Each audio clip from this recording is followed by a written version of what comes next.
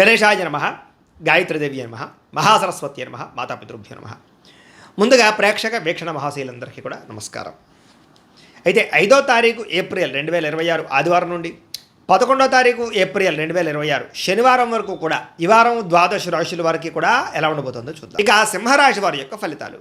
ఈ వారం మీ గోచార గ్రహగతులు కనుక చూసుకున్నట్లయితే కొంచెం జాగ్రత్తగా ఉండవలసిన అవసరం ఈ వారం కనపడుతోంది. ముఖ్యంగా పెట్టుబడులు పెట్టేటప్పుడు ఎక్కువ జాగ్రత్త తీసుకోండి. బాగా నష్టాలు ఉన్నాయి, జాగ్రత్త. కుటుంబంలో ఖర్చులు విపరీతంగా పెరగడము, అప్పుల బాధల వల్ల మనశ్శాంతి లేకపోవడము, నిరుద్యోగులకి అతి కష్టం మీదే ఉద్యోగ అవకాశాలు రావడంతో పాటుగా ప్రభుత్వ ఉద్యోగస్తులకి పని ఒత్తిడి అధికంగా కనపడుతోంది.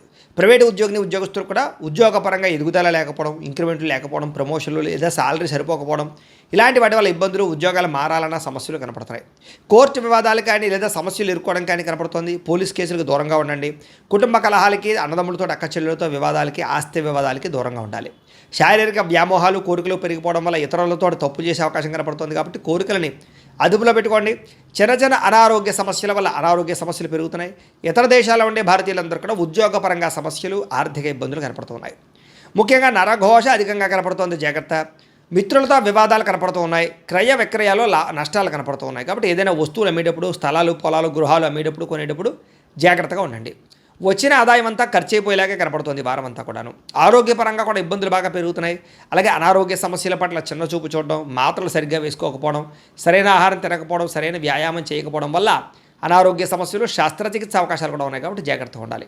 ప్రయాణాల్లో ప్రమాదాలు ఉన్నాయి, జాగ్రత్త. వివాహ సంబంధాలు కూడా నత్తరగ్గా సాగే అవకాశము, సంబంధాలు చెడిపోయే పరిస్థితులు ఉన్నాయి, జాగ్రత్తగా ఉండండి. అనవసరమైన గొడవల జోలికి వెళ్ళట్లేదు కనుక దూరం అవుతారు. ముఖ్యంగా ప్రేమికులు ఇద్దరి మధ్య దూరం జరిగే అవకాశం కనపడుతుంది, జాగ్రత్త. భార్య భర్తల మధ్య అనుమానపు ఆలోచనలు, గృహ నిర్మాణ పనుల్లో విపరీతమైన ఖర్చులు కనపడుతున్నాయి.